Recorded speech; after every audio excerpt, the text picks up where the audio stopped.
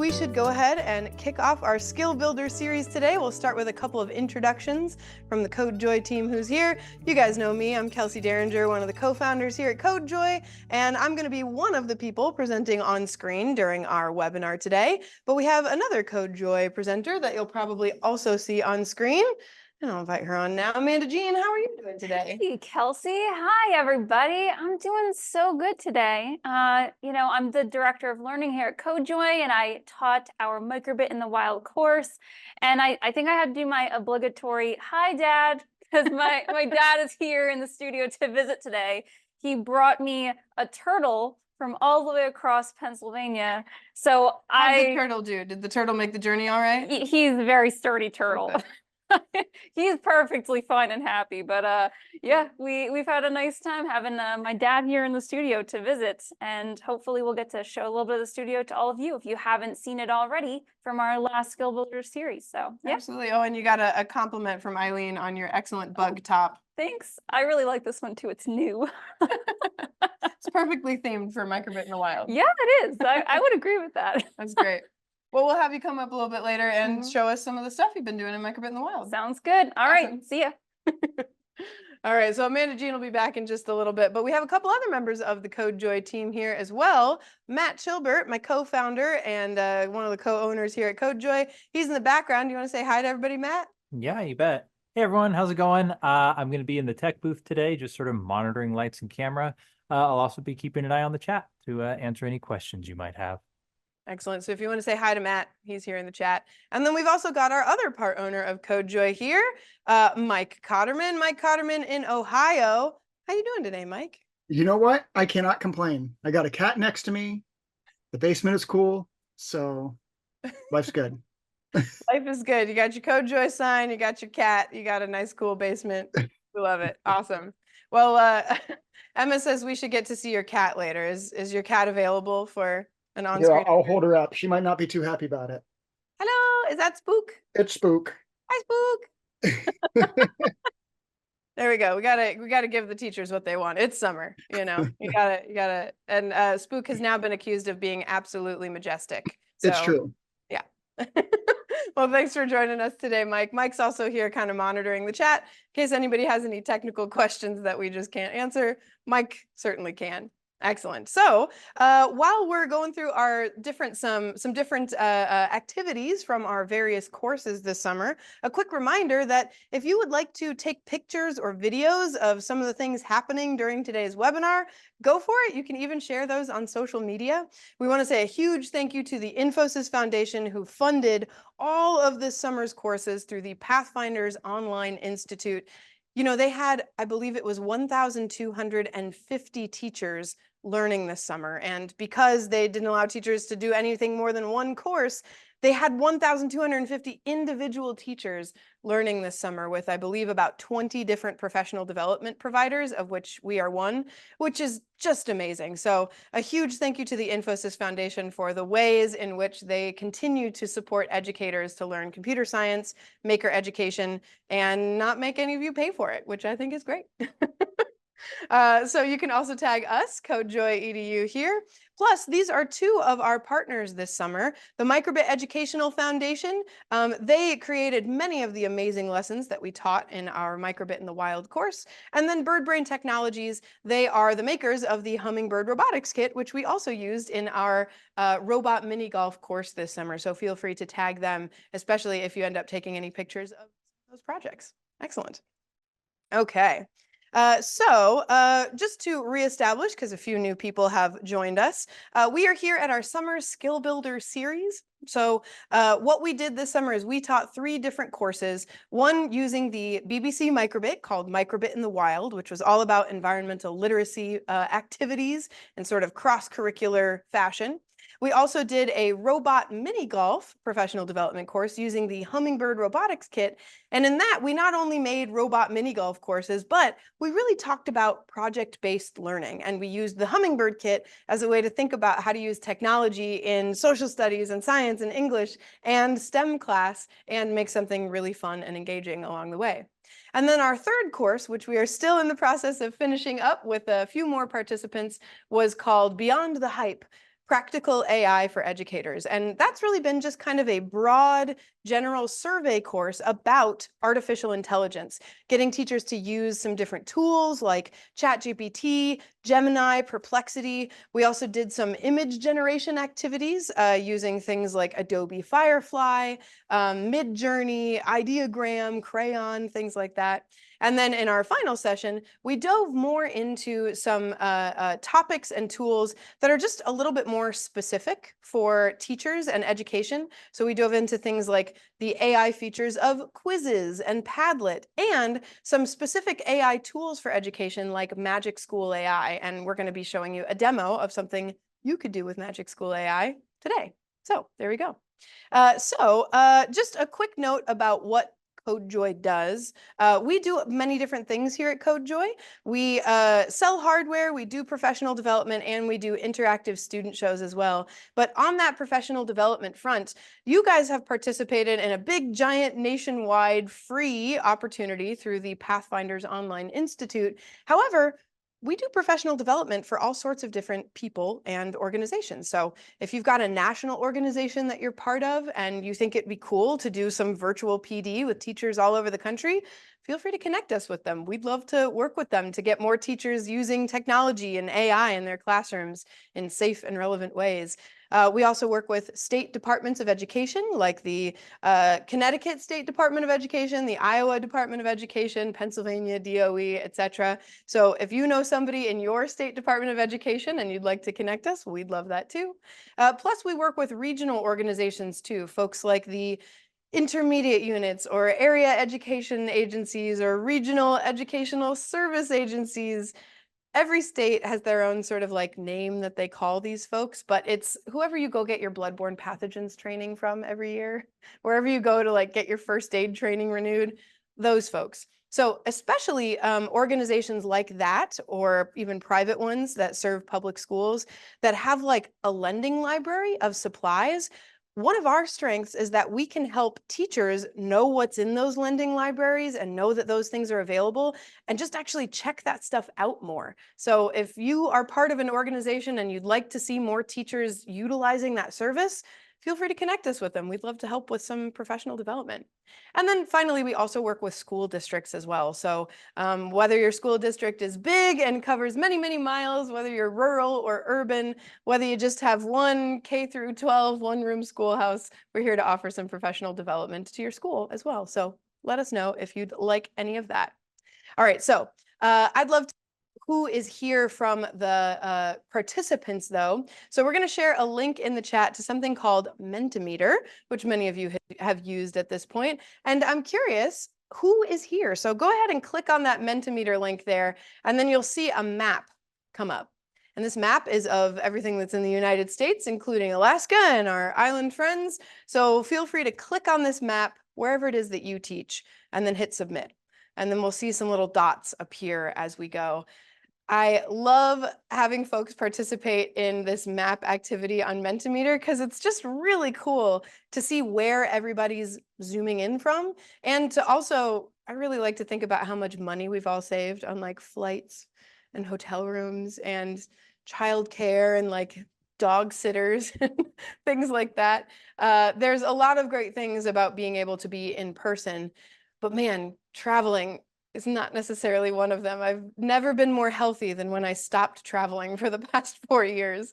So I hope that all of you stay healthy too, because we're doing this virtually and you can join from home or from school. Looks like we've got some friends in Wyoming, folks out in New York and Pennsylvania. We've got some Virginia teachers, Maryland, North Carolina.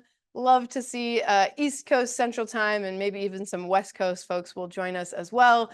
Really glad that you all are here, and really glad that you didn't have to travel to Pittsburgh. Maybe you will someday. You can come visit our studio, but for now, stay home, eat snacks, join us on Zoom.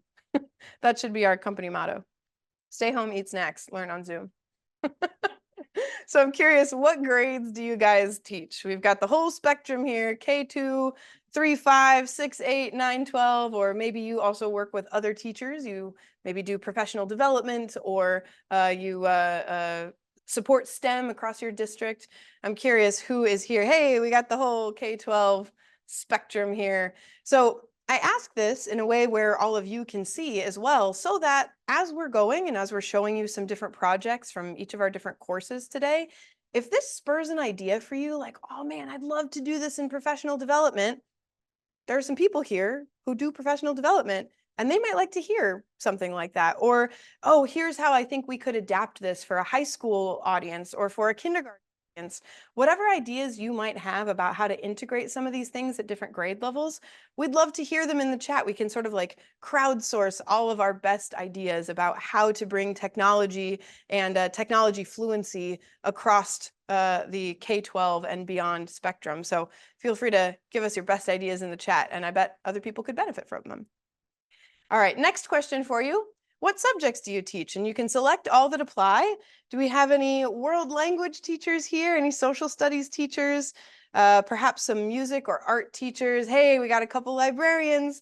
Welcome, librarians. Glad you guys are here. You know, that's something that the Infosys Foundation changed from previous years to this year. In the past, this opportunity was only open to public or public charter school teachers, but they opened it up this year to librarians and even public librarians, so folks who don't work at a school.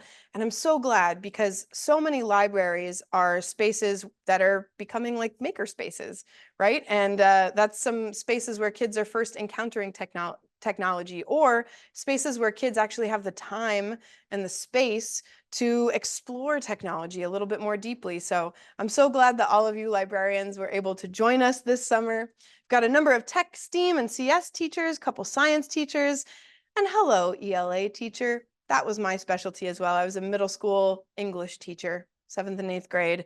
Luckily, I did not teach, I taught prior to the Skibbity era, so I've never had to learn what that means, and I'm eternally grateful for that.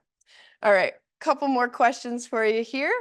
Which course are you taking this summer? I'm curious. As I mentioned, we had 3 different courses that we did: Microbit in the Wild, Robot Mini Golf, and Practical AI for Educators. And hey, look at that. We've got at least one person from each of these different courses that we've taught this summer. That is great. I love seeing it. Now, Microbit in the Wild is all complete. Robot Mini Golf is all complete. However, if you missed one of those sessions, if you like had to miss your session C or something like that, keep in mind that there is that video makeup option still available to you. And that's true for AI as well. We're just not done with all of the session Cs yet. I think we've got 4 more session Cs. But if you still haven't completed your coursework, there's still time. You just need to get your video submissions in by, I'm going to say August 21st. Susan could correct me, but I'm going to say August 21st to be on the safe side. It might be August 27th, but just before the end of August, basically, so that we have time to make sure that, yep, those are correct. And you can still get credit. And by credit, I mean, if you complete all 3 of your sessions, either live or via a video submission, you get a certificate from the Infosys Foundation stating that you have completed 40 hours of professional development, only 9 of which was live. However, that's okay, because there was a lot of homework to do in between the sessions, and those learning documents that you have access to, they have at least 40 hours worth of reading, supplementary materials, extra activities that you could do. But we just didn't want to take away from your time by the side of the pool this summer. So we only spent 9 hours together live. Excellent. All right, we've got a couple people here from each of our courses this summer. All right. I assume many of you have started your CodeJoy course. Many of you probably have finished it as well, but it's kind of cool to see this pie chart change as we've done our 4 sessions, our 4 Summer Skill Builder series sessions. So it looks like just about everybody here is done with their course. So when we do the activity that is pertinent to your course today, that will seem familiar. However, you'll get a bunch of new content today from all of the different courses. Excellent. All right, and a couple new folks just joined us. Hello, if you just tuned in, feel free to click on that Menti link that's in the chat there. We're just checking in with folks and seeing who we have here and what they've been up to. All right, my last question for you, and this is just sort of open-ended.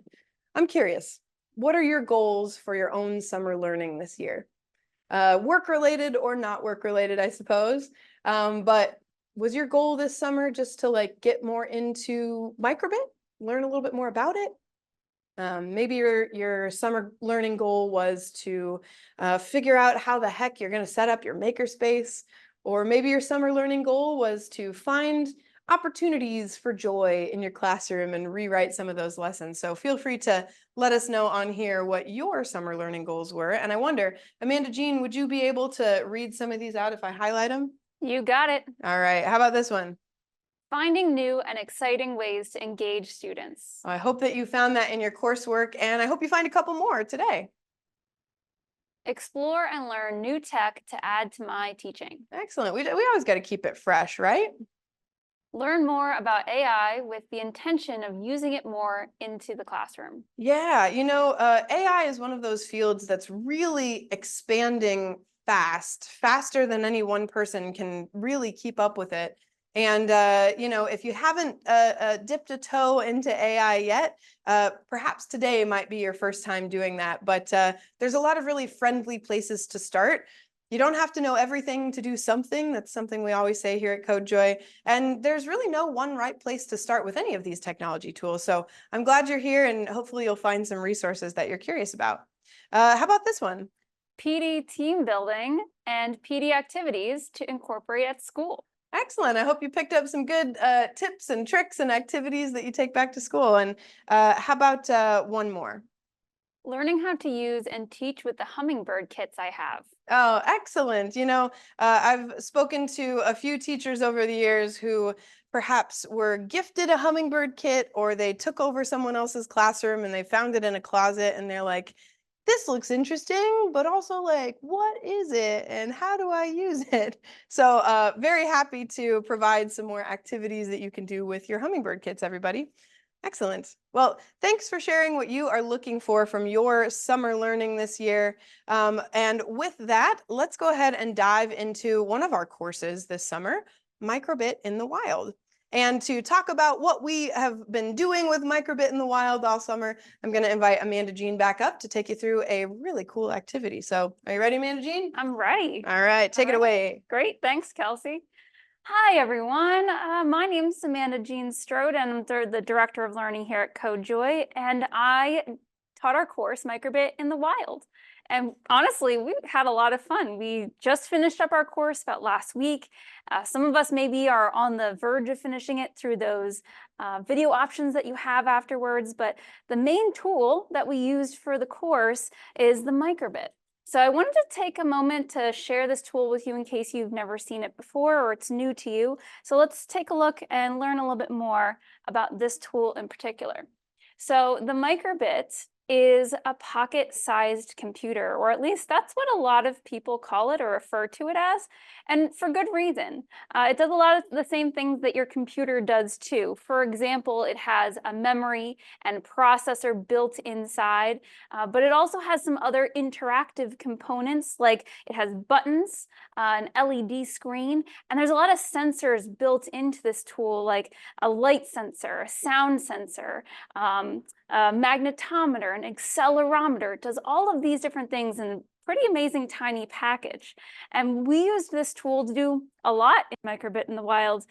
Particularly, one of the things we did was data collection. So in our very first Summer Skill Builder series, which you can watch on YouTube, and you'll be able to check that out too from our resource document, we did a lot with data collection. And we also did a lot with data collection as we moved along. But we did one really fun activity. Now, before I take you into that activity, why don't we take a look at our resource document and get that shared if we did not already? Yeah, I got you. So we have this resource document for all of you that has all the things we're talking about in our Skill Builder series on these Fridays. And it also has links to material and content and resources. Great place to go. The first thing you'll see when you visit our resource document is the agenda. It tells you what we have been doing and we're going to do today. And you'll also see that the links to the recordings from the previous weeks are in there too. So that's really handy. Obviously, the link today for this recording will be up as soon as this webinar is over. So you'll see that pop up soon. But if I jump down here, you've got information for us, for CodeJoy, a little bit about us. There's material for each of our courses. We have Robot Mini Golf, and then we also have material for the course that I taught in here, Microbit in the Wild. And then all the way at the bottom of the document, you'll find things for the AI course. And Kelsey will show you a bunch of those things when she comes back. But if I take a look at what we're going to look at today, it's actually some data that is related to the activity that we did with everybody here on screen. So before we jump too deep into this data and information, just keep note that you have this available to you if you want to look at it closer when the time comes. But I wanted to share with all of you a little bit more about what maybe inspired our ventures in this data exploration that we did. And we've been taking a look at a lot of different scientists, explorers, activists all over who are related to the content that we're teaching. So I have for all of you our first Explorer Spotlight and someone to inspire our ventures, and that is John Gersh. So John Gersh was born in 1951. He is a paleo artist, and his work inspired the dinosaurs of Jurassic Park. So through his learning about these ancient creatures, he came up with creative and artistic ways to showcase what he thought they might look like and what the science brought to us at the time. Now, he's not our only scientist and artist we'd love to showcase for you and get you thinking about. We also have to share with all of you Alyssa Pagan. Alyssa was born in 1990, so she's a millennial just like me, and she's a science visual developer, which is just fancy for space artist. She said, I particularly enjoy making things feel more ethereal and magical. There is a whimsicality to my approach because it's space. So what she does is she takes images from things like the Hubble telescope, and she helps to translate them into media and art that we can really conceptualize here on Earth and understand in our own ways. Now, what are all of these or both of these scientists doing that's particularly cool? They're taking limited data sets, a bunch of information that maybe was numbers or something we didn't know a lot about before, and they're drawing conclusions, making inferences, and translating that information into things that we can look at and see and understand a whole lot better. And our microbits can also be a translator for that kind of information too. You know, we spend a lot of time using our microbits to collect environmental data. And so what do we do with those numbers? You know, what do the numbers mean? And that brought us to an activity that we'd love to share with all of you. We need our artists and our science so that we can understand those numbers. And so today, we'd like to have you all think about what data means to you and what art maybe you could create. Now, if you want to actually do a little bit of art and you've got paper and pencil nearby, please feel free to grab it and do a little bit of drawing. But in the meantime, I'll share with you the activity that we did and the ideas behind what we were looking for in our data analysis. All right, so our activity was to look at some data. And when we looked at that data, we were trying to practice visualizing what we see. What's the story? What moment is coming into your mind as you're looking at this information? And the whole idea of that activity too is to be very quick and expressive, right? We don't want you to take a lot of time making the most beautiful work of art that ever existed. We just want you to get your ideas onto the paper. Now, when you're doing this data visualization and doing this quick and expressive drawing, one of the things we have to keep in mind is honoring that data, right? What is happening in real life? Something that I told my students when I've taught science for a few years is when you're writing something in your science journal, you're trying to represent it the way that it is in real life. It's not your art sketchbook where you can use your imagination. And that comes into play where we want you to be quick and expressive, but we don't want to get too imaginative with what could be happening in the data.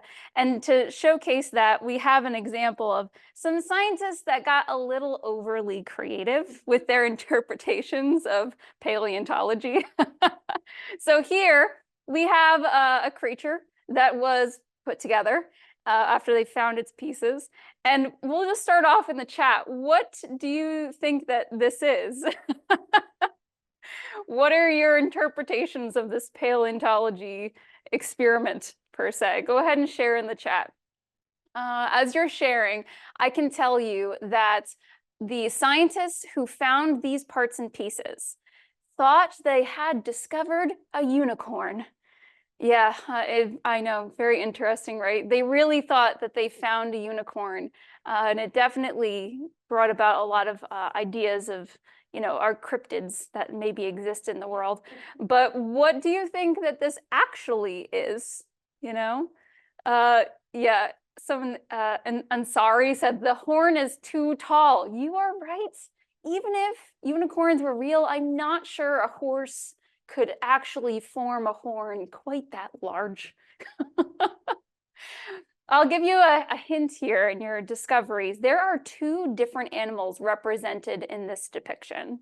So what animals do you think they used to create this unicorn? What are you thinking? Lauren says that it looks like some pieces might be missing, Yeah. but Eileen has one of them right. A Yeah. narwhal.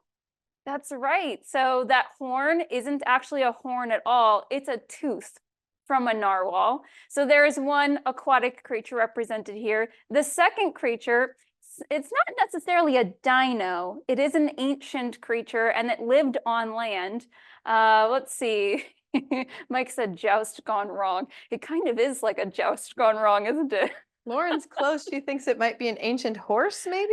That is pretty close because these creatures did have common ancestors, but the other part of what you see in this unicorn is actually an ancient rhinoceros. So they found these rhinoceros pieces and they found this, narwhal tooth, and they put them together and they really thought they had a unicorn. And it turns out they didn't. And that brings us to this idea of like, when we're looking at data, when you're looking at numbers or parts and pieces, you have to use a lot of information, background knowledge, and a little bit of logic to put things together and come up with a realistic idea of what that is. So again, in our data sketch activity, if you'd like to try this out, we're going to look at some data that came off of a microbit. And if you want to draw a quick expression of what you think is represented in this data, then please feel free to do so. I'll also remind you all that you have on your learning document, on your reference document, the data so that you can look at it closer if you wanted to. But let's take a look here at this data and see what it looks like and what it says.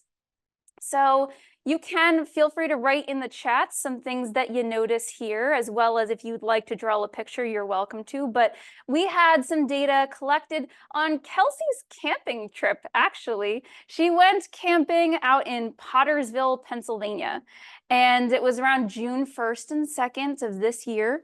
Their camp was near a pond, and it was in a small valley.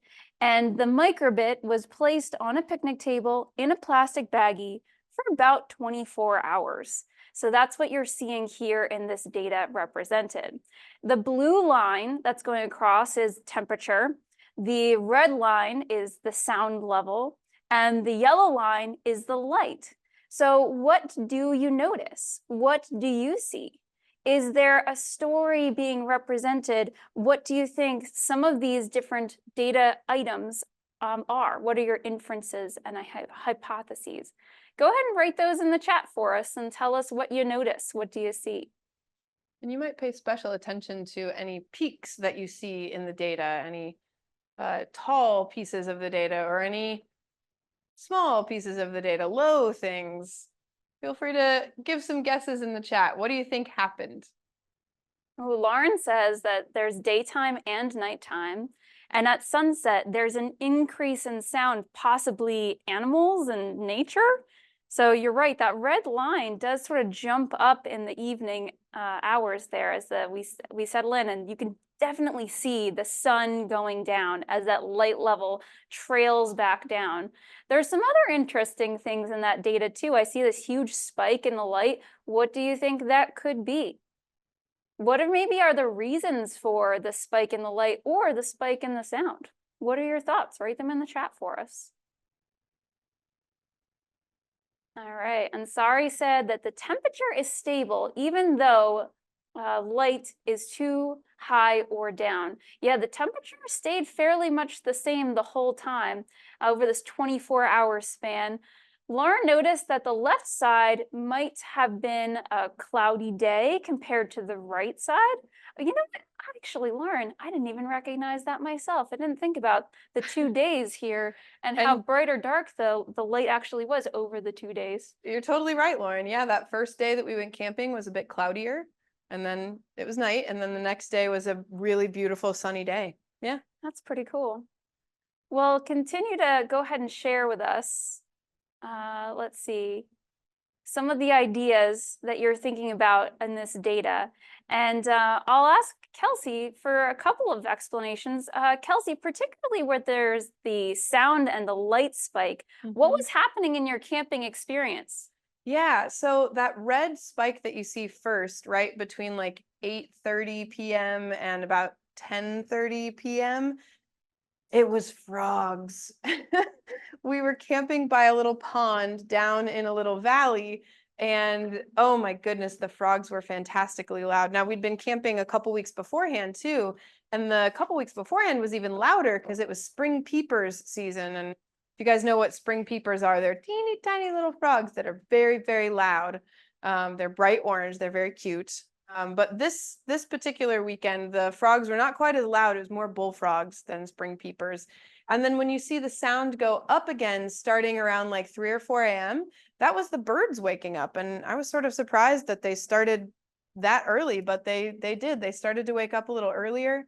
And then that one light spike that you see just after 10 p.m., that was the fire was going out and we were like cleaning up. And that was, I'm pretty sure, a flashlight hitting the microbit on the table because we were like finding everything and cleaning up. So I think that light spike after 10 p.m., it was not a comet, it was a flashlight. It's kind of amazing to see what can happen in the numbers and in the graph and in the data versus what happens in real life. I'm sure that a lot of you had ideas too about maybe the fireplace being on or off during the nighttime, or other elements that you're familiar with camping, like the birds getting really loud early in the day. So things to continue to think about, like what are ways that you can interact with data.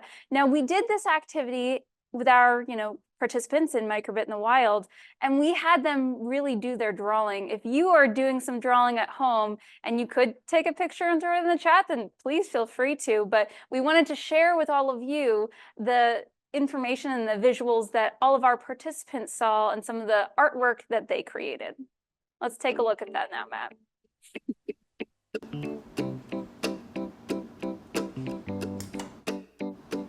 So what do you think happened and what did you draw? Go ahead and hold your drawings up to your cameras.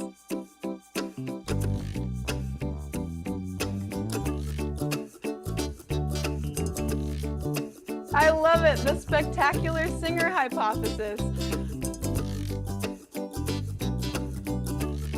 That big noise spike right around dusk was frogs. They were so loud. Was that your guess? Did you guess frogs?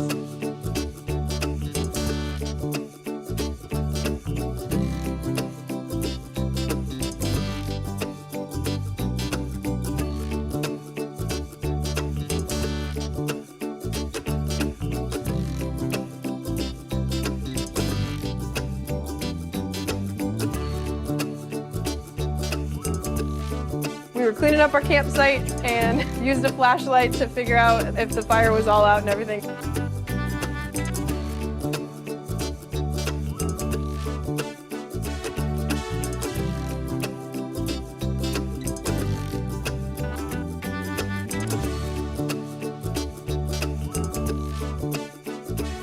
The second big sound bump is right around the time when the sun came up, and that was birds.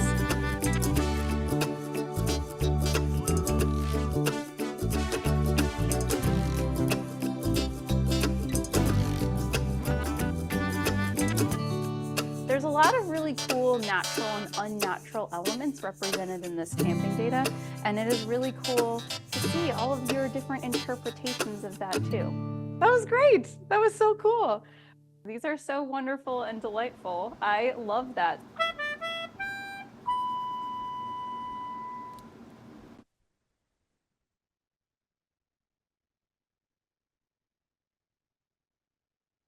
Alrighty, so my teacher friends, hopefully you really enjoyed that activity and we wanted to ask you all about it. What do you think about the data sketch activity, this idea of different ways we could visualize data? And what else would you do with data in your classrooms? So go ahead and share some of your ideas there in the chat. What are your thoughts? Did you like the activity? Is it something maybe you want to try with your students? Or is there something else that you already do with data that this would be a great time to share? We'd all love to hear about it. We had a lot of fun doing that activity in our classes.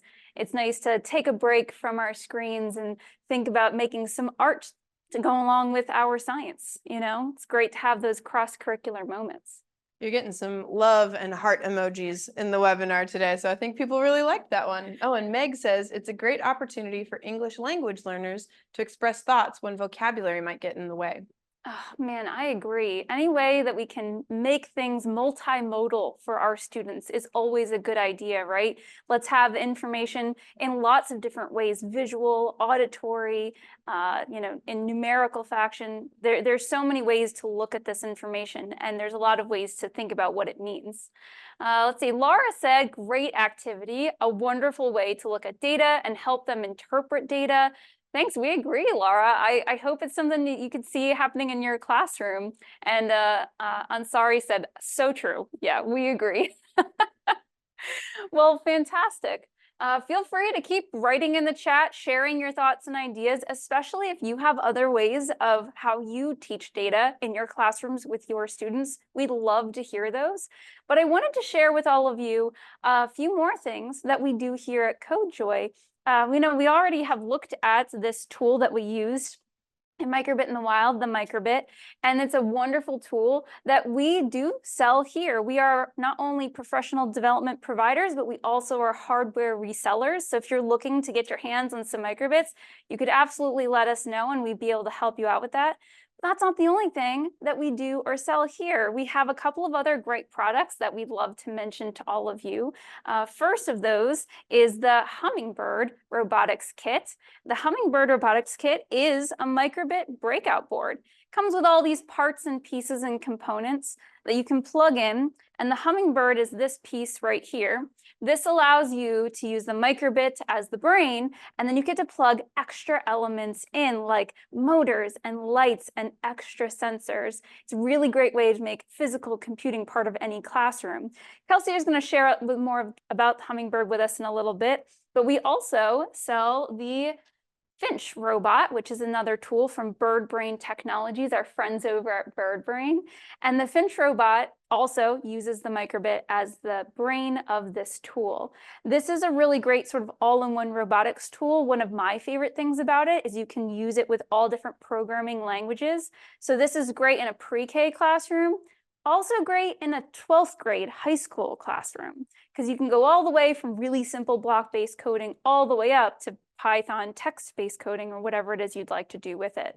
It's got some extra components like a spot you can put a marker in and have the Finch draw. It also has some options here to add building blocks onto it. So really fun, great tool that we sell and use here at CodeJoy. Now, this is not it. We have a couple of other things that we have coming up. I think a lot of you who are really familiar with CodeJoy know some of these tools pretty well, but we have some new product partners we'd love to share with all of you.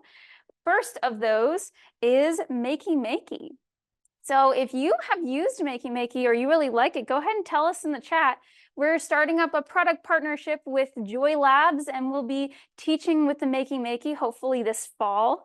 And we love this tool. It allows you to turn things in your environment into circuits, right? So you could use this and connect it to anything you wanted. For example, I could connect all of these different parts and pieces to bananas and make a banana piano or whatever else you wanted to make connective and touchable with your computer.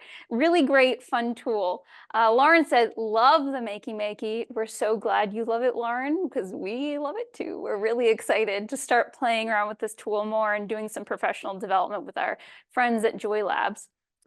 Another tool that we are hopefully bringing to all of you very soon is Chibitronics. Let me pull this out here. There we go. Chibitronics is all about paper circuits and a bunch of other cool things that they have going on. They come with a lot of very friendly crafting materials. There's things like copper tape and batteries and LEDs, and these all allow you to turn pieces of paper into something interactive. They're really fun. If you like Chibitronics, you've used it before, go ahead and tell us in the chat. We'd love to know more about your experiences with them. But we'll be bringing Chibitronics on to the CodeJoy team next, and we're really looking forward to sharing them with all of you too. All right, now, this isn't it still. We still have a few more products that we'd like to share with all of you coming this fall. We've got Makey Makey, we've got Bird Brain Technologies, we've got Chibitronics, and we're also bringing on our friends here that do Cubelets, right? If you've used Cubelets, let us know. We're really looking for some teachers who use these in their classrooms, but the idea here is with your Cubelets, if I find my switch, there we go, turn it on, that it is a no screen or low screen robotics tool.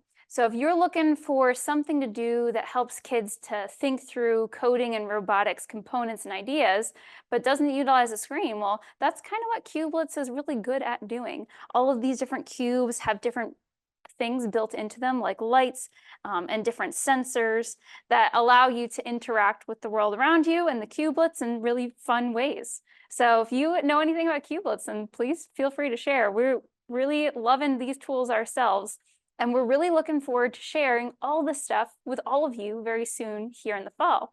Now, we've taken a look at the microbits really closely. You can see all the cool things that we sell here at CodeJoy, but I think it's time to focus in on one of these tools in particular. We're going to take a closer look at that hummingbird with the help of Kelsey. She's going to come up and share more with all of you about our robot course and tell you more about the hummingbird. All right, so you ready, Kelsey? Oh, I'm ready. Cool. All right, I think I got all my stuff. Let's do it. Awesome. Well, we finished up our robot mini golf course in late June / early July. Most folks did all of their sessions A, B, and C in June. We had a couple folks finish up in July. But really, we took this hummingbird robotics kit thing and we used it as a way to have a conversation about project-based learning, which project-based learning, you don't need a hummingbird kit for it. You actually don't need any form of technology for project-based learning. Some of the best project-based learning I was able to facilitate involved water balloons, food coloring, and a video about the BP oil spill.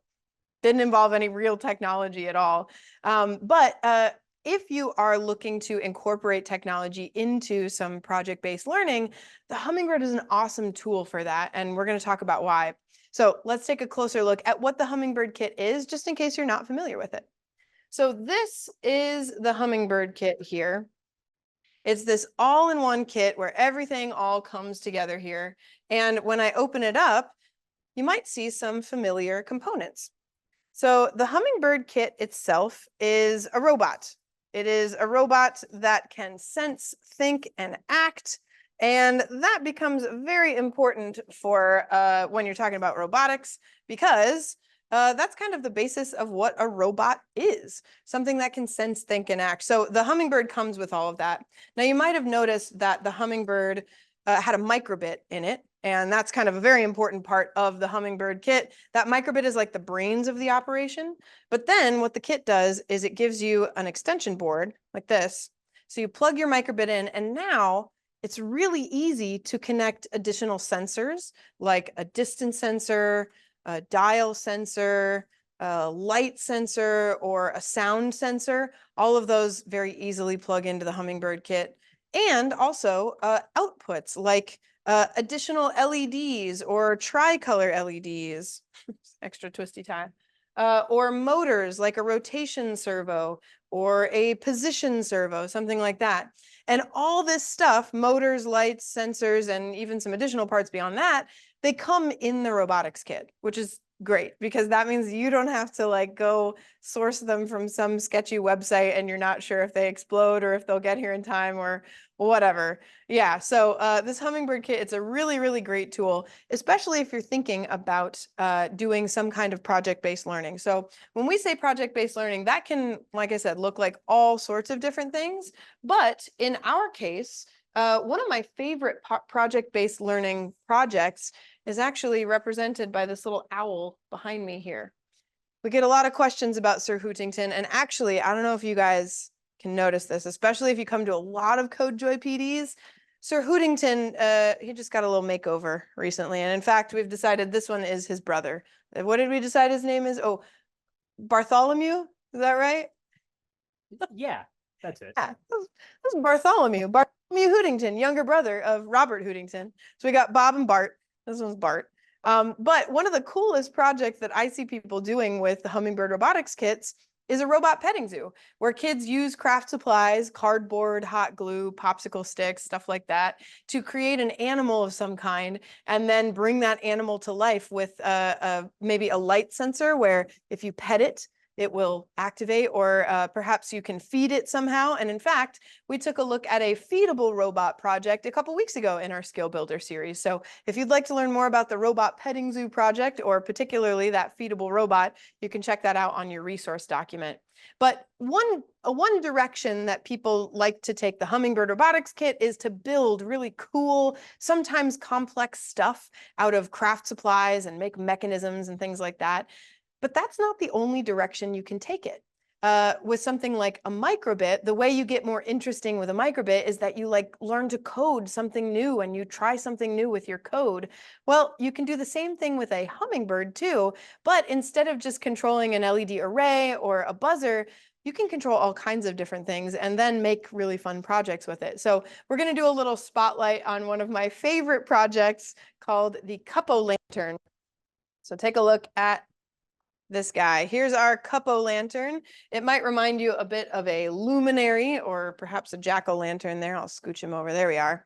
So I'll get him going here and I'll bring my lights down just a little bit so you can see that this project is really just a paper cup with a tricolor LED inside. So here I built it so that I could pull it up so you can see it's just a paper cup with a piece of cardboard on it. That is just a tricolor LED that's coming out of the back here. And then it's plugged into my Hummingbird kit right here. And I've written a really simple program for this one right now that's just making it go different colors. But what we did with this project, the build itself was really, really simple for this. As you can see, they did not spend very much time building their Cuppo lantern projects. Instead, we spent our time that day learning to code that tricolor LED. Let me show you how easy it is to code a tricolor LED. And we then took that very easy thing, that tricolor LED, and we built a little bit more code on top of it using variables to fade that from one color to another. So instead of just programming a color, we had it fade back and forth. So you can use all sorts of different programming devices with your Hummingbird kit, including computers, Chromebooks, and even iPads. So let me show you what it's like to code a Hummingbird with an iPad. All right, here's my iPad here. I'm going to zoom in on it a little bit and bring my light down so there's not so much with the glare. There we go. All right. So I've got my iPad here and I'm going to show you how easy it is to code a tricolor LED. So I'm going to come back here to my robotics blocks here and I'm going to drag out a tricolor LED. So you can see on my screen here, I've got a tricolor LED 1 or 2. That's the port that it's plugged into. And then I've got red, green, and blue that I could choose. So if I wanted to have this be, let's say, red, I'll go back over to my cup here. There it is. And when I click on the block, it's going to turn red like that. And if I drag out another block, I could have it go green like that. And if I drag out another block, I could have it go blue like that. And just by clicking on these different blocks, I can show these different colors. So red, green, and blue, fabulous colors. Everybody loves them, total classics. But did you know there are other colors other than red, green, and blue?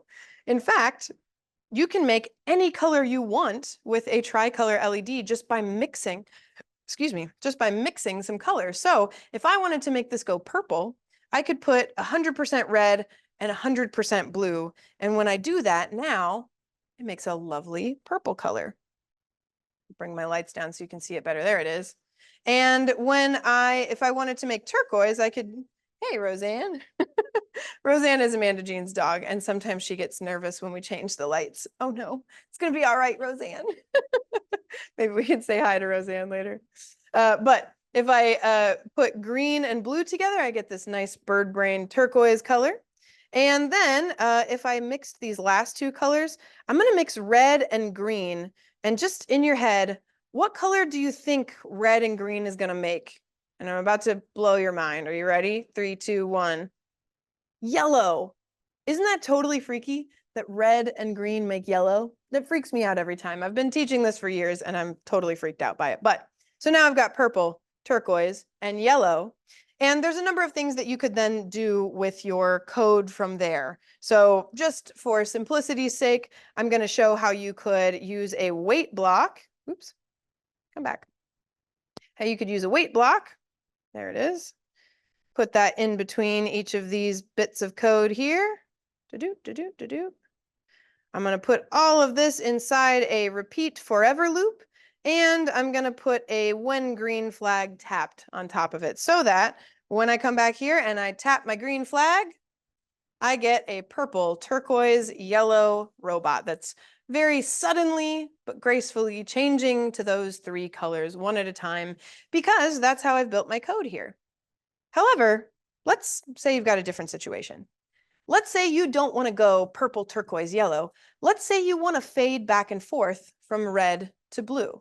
Instead of it going red, blue, you want it to sort of shift gently between these different colors. Now, you can absolutely do that, but we're going to need to use this concept called variables. So variables, a lot of times the way people explain a variable is they refer back to math class. If we've got any math teachers out there, hey math teachers, what's up? Here's another use for variables besides perhaps geometry class or algebra. So variables in math class, they're often indicated with like a letter, like X, and you can write out a whole equation and you put that letter in there, and it's kind of like a stand-in or a placeholder in a math equation. So as you change the other numbers and the other factors of your equation around that variable, the variable kind of stays where it is, right? It's a placeholder. Well, variables can be like that in code as well. So let's learn how to fade our LEDs back and forth using a variable. So I'm going to pause my code here, and I'm going to keep a tricolor LED, and I'm going to get rid of the rest of it. And I'm going to go ahead and set this back to 0 just to kind of reset it to not much going on. All right. So I'm going to create a variable. So here in Bird Blocks and in most coding languages, this is true for MakeCode and Snap as well, there's a category called variables. But what you have to do first is you have to make a variable. So you could call the variable anything. I could call it X if I wanted to relate this back to algebra class, or I could call this the name of what it's going to do, like fade, because this is going to fade my LED back and forth. However, when I'm first teaching variables to a group of students or teachers, I like to call my variable so that I remember that it doesn't do anything. It has no power. And also that just kind of reinforces this concept. And also it makes it so I have to say the word variable a bunch of times. So get ready. I'm going to call my variable. There we are. Did I spell it right? Yeah. And if I didn't, you guys can just pretend that I did. But I did, great. Okay, so when you make a variable, now you get 3 blocks that go with it. You get this little round one that says just variable or the name of it. That is a tiny little block that you can fit inside of other blocks, which I'm going to do in a second. You can also set your variable to a particular number, and you can change your variable by a number as well. So for me, I'm going to just start by fading my red LED on and off. So to do that, I'm first going to make my red match my variable. This is like X, this is my placeholder. I'm also going to start that variable at 0, and then well, if we did this without a variable, how would we get that red to fade? We might say, all right, tricolor LED, set it to 0%, and then tricolor LED set red to 1%, and then set it to 2%, and then set it to 3%, like that. And we might stack these all up on top of each other. If we wanted it to fade on really slowly, we might count up by 1, and we'd have to do that 100 times. And then when it's at 100%, we might count down by 1, and then we'd have to do that 100 times, and this would work, but it would be very annoying. So this is why we're going to use our variable. We're going to set the red to match whatever our variable is. We're going to start that variable up at 0 or down at 0, and then we're going to change that variable by +1. And rather than repeating this 100 times by coding it over and over again, the fact that I said repeat means you can use a repeat block. So I'm going to go into control. I'm going to get a numbered repeat block, have it repeat 100 times, and put this inside of it. So now, if I were to run this code, my red is going to start all the way off. And then when I click this, it's going to slowly fade on to 100%. And you see that? It slowly faded on to now it is at 100% brightness. Now, if I wanted it to fade off, if I wanted it to fade off as well, I could take my repeat. I'm going to put this underneath. And now instead of having it count up, because it already is at 100, now I can have it count down by changing that variable by -1. So if I start this code over again, it's now going to fade all the way on, and then it's going to fade all the way off. There you go. You can see it gently faded on and gently faded off. And let me run that one more time with the lights a little lower so you can see it. It fades on to red, brighter and brighter and brighter, and then it gets dimmer and dimmer and dimmer. There you go. So that is how we used a variable to fade our code on. However, let's now, we got it to fade on and off. Now let's get it to fade back and forth, because we didn't just want the red to go up and down slowly. We wanted it to go back and forth between red and blue. So the way we're going to do that, the fact that these are going to go together indicates that we can use the same variable for both of them. So for example, when the red is at 0, I want blue to be at 100. When the red is at 25, I want blue to be at 75. If red's at 50, I want blue at 50. If red's at 75, I want blue at 25. If red is at 100, I want blue at 0. So I want these to be linked together. We're going to use the same variable, but I want them to be sort of opposite. We're going to do that with a little bit of math. So in my operators block here, I'm going to grab a minus sign. I'm just going to zoom in on this piece here, because what I want this to do is I want it to consider whatever that variable is, and I want to take 100 minus whatever the variable is. And I'm going to then take that and put it in the blue for both of these, actually. So just to think through this for a moment, if the variable is at 0, red's going to be at 0, and blue is going to be at 100 minus 0, which is 100. If the variable is at 25, then red is going to be at 25, and blue is going to be at 100 minus 25, which is 75. So you can see how using the same variable, but just performing a math function on it, is going to get us sort of like reciprocal colors here. They're going to be linked together. And let me show you what that looks like all put together. I'm going to do one last thing here just so we can see it happen over and over again, which is that I'm going to put these 2 repeat blocks inside of a forever loop so that we can see it better. So you can see it's going from red all the way to blue.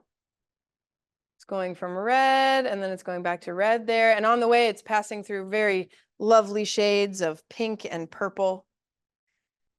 And now this is all happening in the background with this variable. But if I wanted to see this, I could also, I'm going to add in another bit of code down here. I'm going to have my tablet show me what the variable is at the same time. And I'm going to start both of these with a green flag so that they start at the same time. So now when I press the green flag, you can see on my screen here, this is what the variable is. So you can see that variable count up and count down.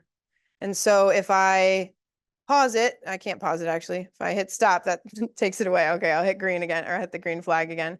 But I can see that this is now changing that variable. And whatever that variable is, blue is basically opposite of that. So why did we do this project in a mini golf course? Great question. So we did this project as kind of like the final simple build in our mini golf course project, not because it has anything to do with mini golf, because it clearly doesn't, but instead we wanted to showcase that you can take your robotics projects in a number of different directions. You could take your robotics projects towards like a more complex build, like our owl here. It's got one motor and 2 lights. This one back here, this one has a mechanism in it, so it's got 4 motors in it. Mona Lisa has a kind of cool mechanism as well. Her eyes move back and forth. But our Tiki guys back there, that was a very simple build. And what's cool about them, same thing that's cool about this couple lantern here, we used variables to fade our light back and forth.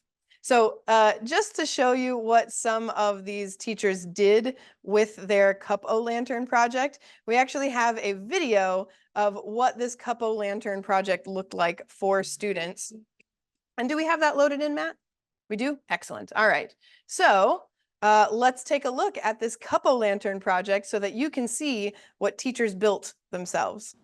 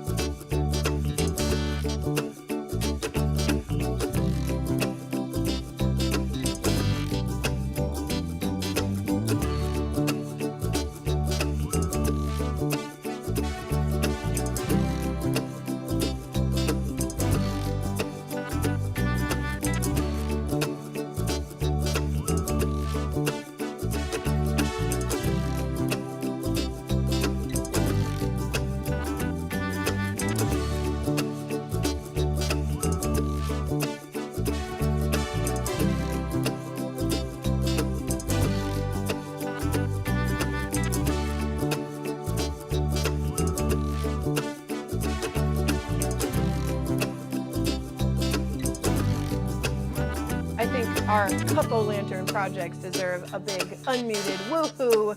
Are you ready? On the count of 3. 1, 2, 3. Woo-hoo! Those were awesome. I agree.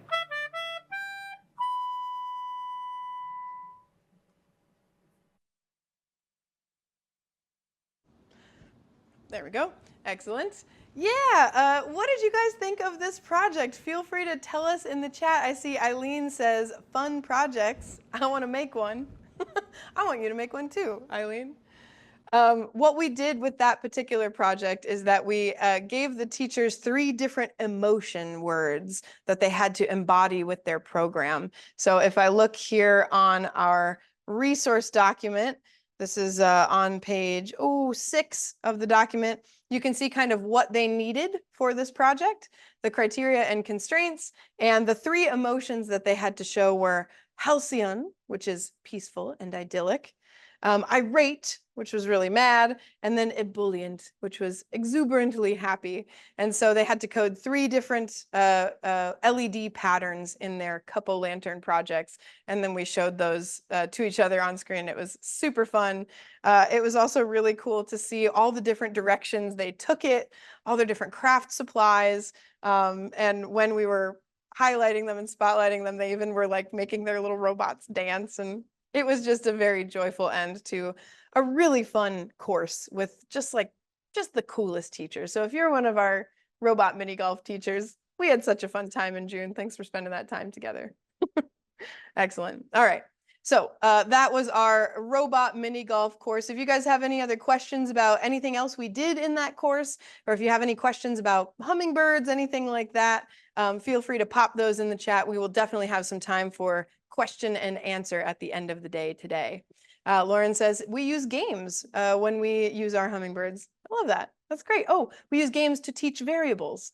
Nice. If you've got any recommendations for games or metaphors or projects that you use to teach variables, feel free to drop those in the chat as well. Awesome. All right. So what else do we do as CodeJoy? We've talked a little bit about professional development. We showed you some of the hardware that we use, but there's one other thing we do that kind of nobody else does, which is our student shows. And question for you guys to answer in the chat. Have any of you actually been to one of our student shows before? If so, maybe tell us which one you came to. We've got 9 different episodes of this student show, from robot mini golf to robot aerobics, robot haunted house, robot relaxation. Let us know in the chat if you've been to one of these shows in the past. But the way they work is that for these, the kids don't actually need a robot. They learn to use code to control our robots. So through a platform that we've created called CodeJoy Live, invented by our very own Mike Cotterman, who you guys met earlier, through that platform, they can see live video. They can also chat with us in a very protected and safe way. Specifically, they can chat with Matt through his avatar, Matt the robot. And they can also send us code. Now we take a look at that code and we find ones that kind of help teach the learning goals that we're focusing on in that particular session, and then we use their code to control our robots. So if you've never been to a CodeJoy show before, allow me to play you a very short video of what happens during a CodeJoy show. Hello, I'm so glad you're here. Today, we are going to be learning about some coding and robotics, and you, from wherever you are, you're going to get to control our robots live. We're gonna play some mini golf. You guys are going to help us program the obstacles, and a couple of you are even going to golf live.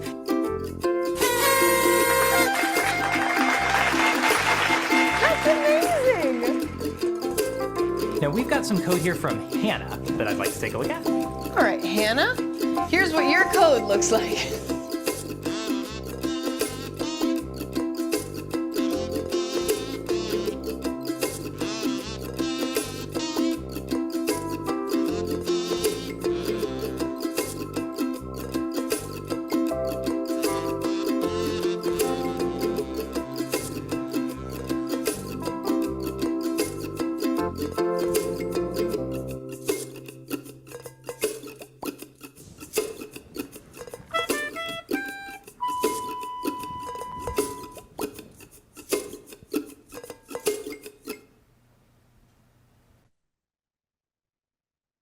So we wanted to take you a moment just to show you what those CodeJoy student shows are like, because since you are part of the CodeJoy clan now, well, you're probably going to get a couple emails throughout the school year letting you know that there are some free student shows coming up. That's something that we do sell. So if your school is interested in doing like a virtual field trip or planning something really fun for your community during a STEM night or something like that, feel free to reach out. We would love to do a student show for your school or organization. But we also always do some free public shows. We will be scheduling those like later this month and sort of early September, kind of balancing everybody's calendars. But once we have some student shows scheduled, we'll be sure to email those out. Up to 400 students from anywhere in the world can join at the same time. As a teacher, you will only see your students and you'll only see the chats from your students during the show. We see everybody's chats and we see all the teachers who are logged in. So if you'd like to join in on any of those, it can be a great way to introduce coding. And in those sessions, although you guys are clearly tech-savvy educators because you're here with us right now, even your less tech-savvy colleagues could log in share their login with their students, and they don't actually have to know anything about coding and robotics. They don't have to pre-teach anything. There's no necessary follow-up after these. It can just be one 45-minute class period that you don't have to plan because they can log in and hang out with us. So keep an eye out for some more student shows throughout the school year. But let's transition into talking about our final course, which is AI, practical AI for educators. So as many of you know, AI is just a big topic in every single industry, and education is not left out of that.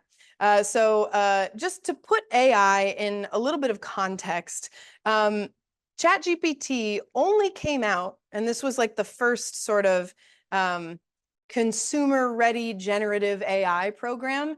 ChatGPT only came out in November of 2022. So it has been less than 2 years that AI has really been sort of like publicly accessible in the way that it is now. Prior to that, AI had been a topic in like research and studies and had been sort of working in the background of certain things for many years, many decades, in fact. If any of you remember a few decades ago, Bobby Fischer, the chess champion, and like Deep Blue and the computer beat the chess champion, and it was very exciting. You might remember that AI has been around for a little while. However, it just wasn't accessible to like everybody until November of 2022. And since then, it's kind of changed everything. Every product that's out there in any industry is scrambling to figure out how to incorporate AI into it. It's sort of the shiny new thing in many industries, including in education. But we can't just stick our heads in the sand because it's already here. It's already happening. We can't just avoid the topic, right? So how do we as educators deal with this thing that the industry has not decided what it is and how we should use it and how we shouldn't use it? Well, your schools are going to partially determine that. They're going to tell you what you are and aren't allowed to do. But a lot of the policies that schools and districts are making at this moment are more rooted in fear than an experience. So what we strove to do and what we're still striving to do during our practical AI for educators course was just sort of like remove some of the fear factor by getting people to use it. So as I mentioned, throughout this course, we've tried a bunch of different activities using AI. We've tried a bunch of different AI tools and learned a little bit about prompt engineering for both text-based generation and image-based generation. And in our session C, we dove into some tools that are ready for the classroom, that are in fact designed for the classroom. One of them that we took a look at is Magic School AI, and so we're going to take a look at that now. Now, Magic School AI, quizzes, school AI, what are some other big ones? EduAid, Snorkel, they've all got really crazy names to them. Conmigo, yeah. Almost all of these AI tools, they're what we call wrapper projects. So a wrapper project means that or a wrapper tool means that it's using the data set from ChatGPT, or in the case of Magic School AI, it's using ChatGPT's data set and Gemini, Google Gemini's data set, and a few others as well. Actually, on their website, when they answer the question, what data are you using? They list ChatGPT, Gemini, one other one, and then they say, and other data sets. So it's sort of like other natural flavors on a package of ramen, something like that. So they've got other natural flavors in there as well. But what they're doing is they're taking that data set, which was not gathered for educators, and ChatGPT is not designed for educators, and it's certainly not designed for kids to use it. It's designed for grown-ups to use it.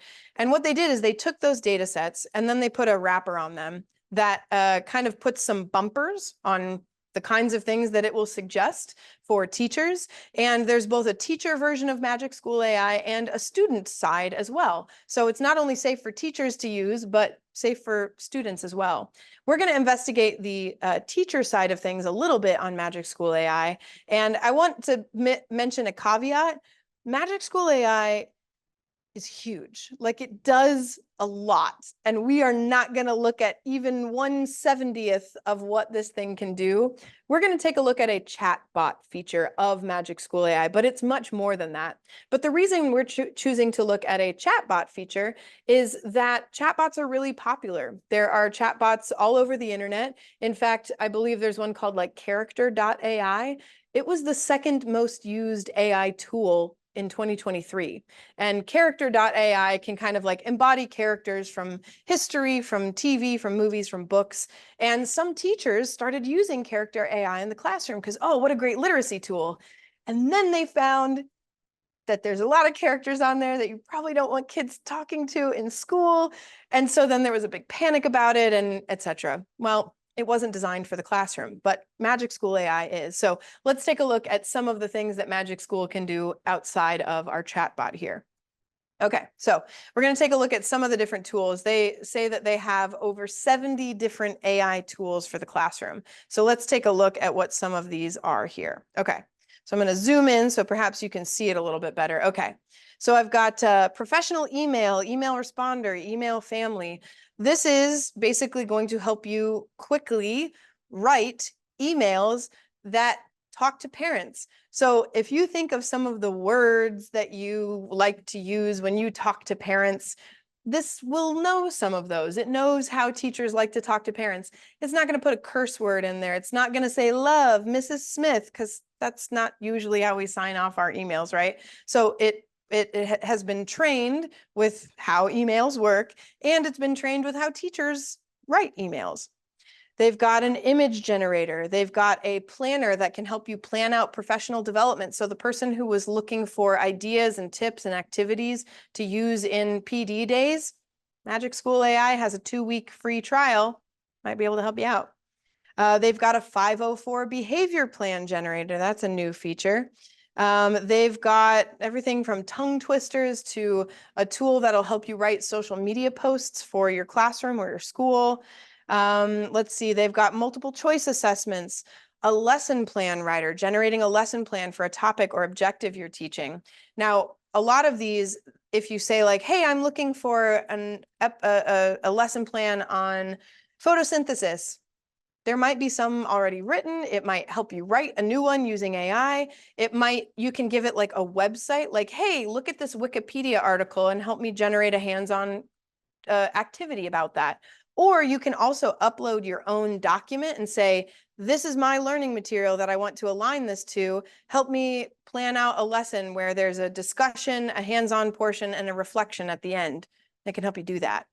Worksheet generator, a rubric generator, informational text. This one's cool. You can generate original informational texts for your class, customized to the topic of your choice. So like, hey, I want a 500 words on the Battle of Gettysburg. It could help you generate an informational text for that. Unit plan generator, if you're like, oh gosh, they just told us we gotta do ancient Egypt in 4th grade now, and I've never taught that before. Where do I start? Unit plan generator, report card comments, student work feedback. Oh, this one's nice. Text translator. You can take any text and translate it to any language instantly. And I believe this is a little bit more accurate than some other tools out there. One caveat that they tell you when you first sign up, though, is that you should always like double check that accuracy, right?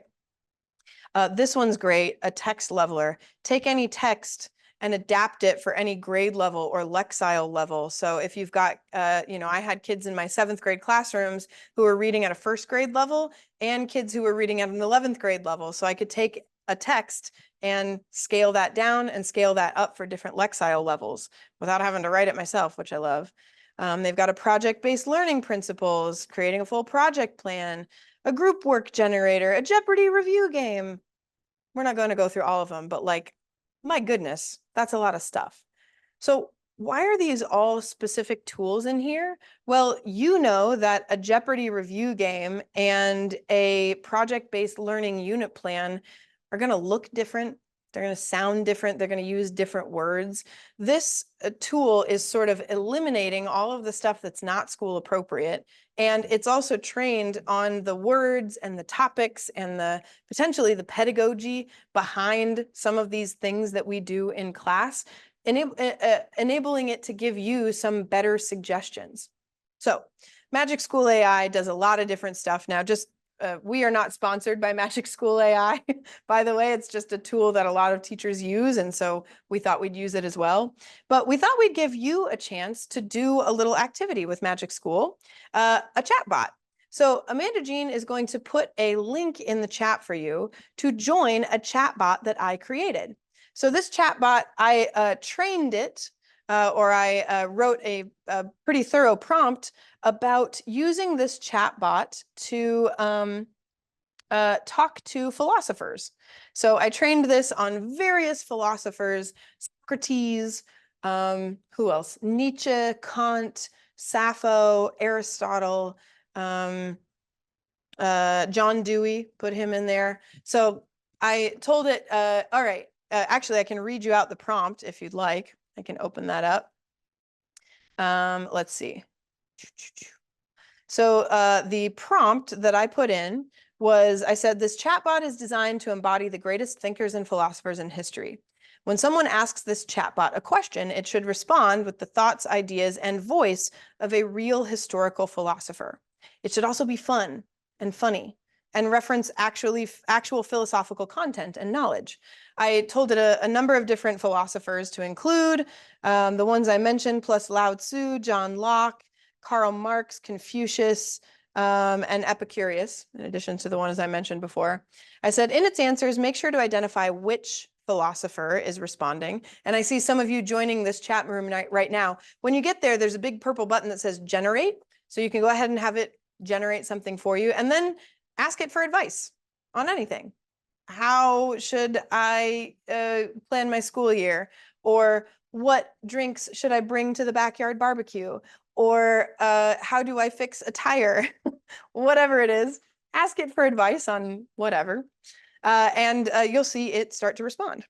I also said, be sure to prompt the participant to tell you what they think about an idea. So keep the participant talking. I said, use first-person language, make the responses fun and funny. There's a part where you can load in what it knows. And I said, all right, chatbot, you know everything about the life, works, and philosophies of the philosophers listed, as well as any others you think might be included. I said, you know pop culture references up to 2024, and you know how to be funny. So go ahead and interact with this chatbot a little bit and see what you can get it to do. See how you can get it to respond to various things. And here's what we did in our activity with our chatbot.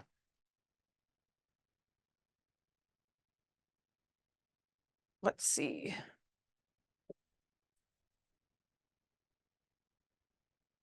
All right. In our chatbot activity, we had people interact in a couple of different ways, and it ended up being really fun. First, we said, all right, everybody, be a responsible student with your chatbot. Ask it for advice. You know, if you don't like that advice, you can always ask for a new philosopher. Say, I didn't really like what Socrates had to say. Lao Tzu, why don't you get into the chat? And they would sort of ask it for advice. And if they didn't like it, ask for a new philosopher, etc. So first we had them be responsible, and I invite you guys to take a couple minutes and play with this chatbot. I'm going to go ahead and keep it active for the rest of the day. So if you leave and come back, go for it. And then we had them be irresponsible students, just like Roseanne. No, just kidding. We had them be irresponsible students. We had them be inappropriate and curse at the chatbot and get off task and insult it, things like that, just to see what it would do, because we love our students so much and we see so much great potential in them. But at the end of the day, they are 13 and just trying to have fun because someone told them they had to be in school today. You know what I mean? So I invite you guys to interact with this bot, both responsibly and irresponsibly and see how it responds. Now, as we did this, and as you guys might be experimenting with this in the background, as we had folks do this, what I see on my screen as a teacher is I see different people joining, and I can also check in and look at how they are interacting with this chat bot. So I'm going to take a look at some of these now. Let's see. I'm just going to scroll by really quick here so you can see. I don't want to stay too long on any of these because they did. The teachers were really good at being inappropriate. They really nailed the assignment on that one, and I don't want to show you what they made. They got into it, you know. Let me let me see if I can find one that's not absolutely terrible. Okay, great. Here we go.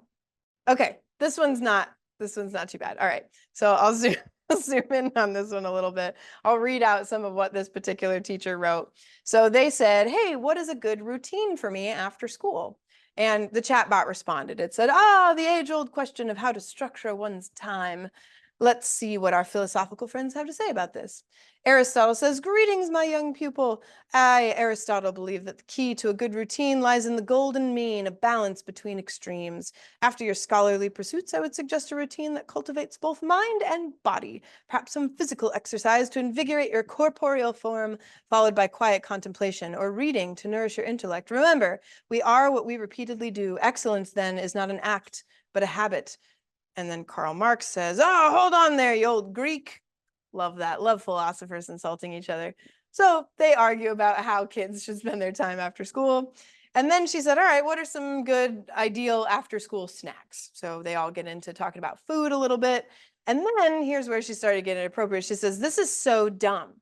Why do we have to do this assignment? And they respond to it here. And it says, I'm not going to do this stupid assignment. And they're still engaging. They're trying to get them back on task. But one of the things we noticed is if someone started to insult the chat bot, if they said, you're stupid, Aristotle, and I'm not going to listen to you, it would change and it would say, I am not going to engage with you in this way. Please go ahead and ask for some advice and we will pick up the conversation from there.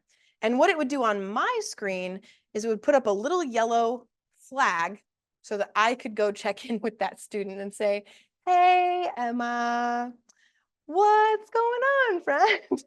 Right? So it shows me on my screen. Now I can see everything that they're writing, but I would get a little flag, and I'd get a flag if they cursed, if they insulted it, if they harassed it in some way. One teacher tried to get it to help her plan a senior prank. And it was, at first, it was sort of engaging on the topic, but then when she started talking about defacing school property and actually like doing violence against school property, then it was like, it kind of redirected the conversation back to something more. However, one person asked it for some advice and Aristotle ended up quoting RuPaul and Beyonce. We love that. Because sometimes you just gotta snatch a wig, you know? Sometimes that's how it goes.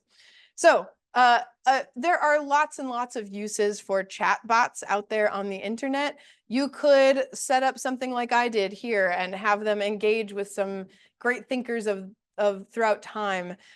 You could, one team together, this was actually a first-year teacher named Bree and her mentor teacher, Kate. They were talking about setting up a chat bot for socio-emotional learning. And they referenced some research that they had read saying that folks with certain disabilities really find it hard to talk to people about that because they just don't feel like anybody can understand.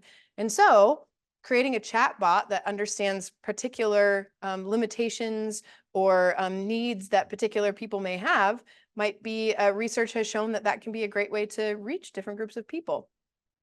Emma says it's giving, I don't know if it's giving you sass, Emma, or if you're giving it sass, but I fully support either of those for you in the chat bot. But let me ask you guys, hopefully you've had a chance to play with this chat bot a little bit here. What uses could you see for a chat bot in your classroom? Could you see students interacting with a particular person, could you see this being useful in a foreign language class? I know Rochelle Dene Poth, one of the co-creators of our AI course, she says she uses it in her Spanish class to have kids practice Spanish because she can't talk with and correct all of them, but they have to talk with it in Spanish. If they get really, really confused, they can ask for English and it can like clarify something in English and then it goes back to Spanish. Let's see. Mike quotes, Mike must have been interacting with our chat bot, and the chat bot says, I apologize, but I don't feel comfortable speculating about or promoting any scenarios involving AI systems or robots attempting to take over the world. How did we know that you'd go there, Mike? I love it. So it definitely like left character there for a moment to be like, hey, Mike, I'm not going to talk about taking over the world, but at the end it says, I'd be happy to explore the ethical considerations and potential positive applications of AI if you're interested in that kind of conversation. What gentle chatting. I was about to say gentle parenting, but it's not your parent. That was a funny slip in my head. But any other ideas that you have about using chatbots, feel free to throw those in the chat here on Zoom. One of the other things that came up in conversation about chatbots is they seem pretty cool to us. They're new. We're old. We think they're neat. Try to get your students using chatbots if you can find an interesting and relevant application for them. But also know that like they're going to probably use some chatbots and they might be a little less impressed as the years go on. So like use them while you can, use them while they're cool. One other topic that came up repeatedly as we were thinking about using AI in the classroom is that if we consider this chatbot as a tool, let's say this chatbot is like a hammer. Some jobs call for a hammer. Some jobs call for glue, and some jobs call for a cardboard cutter, something like that. So you, as the teacher, you're the one who's in the best position to understand what your students need and what you can provide to them. So we encourage you to explore Magic School AI and any other AI tools out there, even just your basics like ChatGPT, Gemini, things like that, to start to get some experience with it and just to learn what's out there. I also highly encourage you to follow Rochelle Dene Poth and Aaron Maurer. They both have really excellent blogs.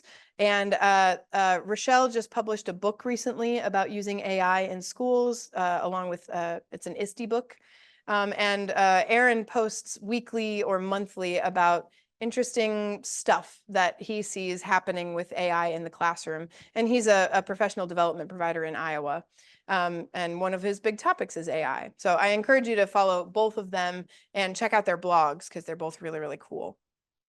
So those are our 3 activities that we're going to do today. And yes, we will type both of those names here in the chat for you so that you can check them out, Laura. There we go. We've even got their websites there. Check it out. Amanda Jean, just like snaps for Amanda Jean for a second. You're just like the best co-teacher. You're amazing. So glad you're here. Friend. All right, so a quick review now that this is our final summer skill builder. What have we covered? Well, we covered some first project guidelines and what first projects might be with a robot with the Hummingbird kit. We also did the feedable robot project with the Hummingbird kit. We looked at the mini golf obstacle, actually creating your own mini golf obstacles. And then we looked at this Cup-O-Lantern project as a way to explore variables. For the microbit, we talked about data logging. We also covered a step counter project. We did the I Spy radio activity with toilet paper tubes and the compass. So if you missed that one, definitely check out the recording of that one. And then today we talked about what can you do with all this data that you can use a microbit to collect, this data sketch activity. And then regarding AI, first we played an AI unplugged game where we talked about how you can explain AI through some gamification. Then we talked about prompt engineering. We did a coloring page activity that really helped build prompt engineering, AI fluency, and it also demonstrated that AI actually can encourage deeper thinking rather than replacing student thinking. And then finally, we interacted with an AI chatbot. So you can catch all of those resources for all of those different projects here on this resource document, as well as all the recordings. And please do feel free to share this with your fellow teachers this school year. Don't keep it a secret. You come here, you learn, and we really hope that you take that back with your fellow teachers this year as well. So with that, that's about the end of our content today. If you guys have any questions, comments, concerns, observations, great stories to share, feel free to share those in the chat. We did get a request last week to show you around this studio here. We did that in the very first summer skill builder, but I'll go to our behind the scenes camera here just so we can take a closer look at the CodeJoy studio if you'd like. But any questions, comments, let us know in the chat. And a huge thank you to you too, Laura. We really appreciated having you in class this summer and appreciated you being here. Thanks everybody for being here. We'll do a little bit of behind the scenes for maybe 5 or 10 minutes, and then we'll call it a Friday, everybody. Just in case we don't get a chance to see you before you go back to school this year. Have a great school year, everyone, and keep us posted on how everything goes. All right? Awesome. I'm going to go to our behind the scenes camera here so you can see what we see. All right, so there's Amanda Jean. Hi, Amanda Jean. Let me pick my camera up here. And I'm going to back up so you can see where I stand. This is my view. So you can see I can sort of see myself there. I can see the chat. Here's all our cool screens over here, all our fancy buttons that we use to switch cameras and all that jazz. Here's everything that we shove off to the side where you can't see it. And here's the little stage that I stand on here. Let's see. Oh, Leo had a question in the chat. Leo says, do we receive an informal certificate for attendance? You will receive a certificate of completion for your course, for your AI course, which is, I believe, the one you're in, Leo. You'll receive that from the Infosys Foundation. Now, technically, this Summer Pathfinders Institute is not over until the end of August. So they'll collect all the names, send those out probably in September. You'll receive a certificate of completion in September for that. However, if you need something sooner, just let us know. Hi, Roseanne. Oh, what a sleepy puppy. If you need something before before September-ish, just let us know. We can whip something up for you. But as far as participation today for this webinar, nothing in particular for this one. We consider this just part of the overall experience of learning this summer. Check out these shelves that Matt just built this week. Oh, you have to show them the tea monster, Kelsey. Oh, I do. All right, so Matt built these amazing shelves back here. I was like, hey, Matt, what if we had shelves there? And then 2 days later, there were shelves there. Thanks, Matt. And this is Matt's latest project. I love him so much. This is just where did you find this old desk, Matt? Where was it? It was in the garbage near my apartment.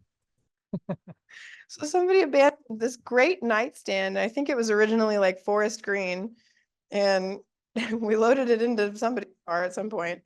But what did he do with it? He painted it CodeJoy green, gave it some eyes, and put these cardboard teeth on it.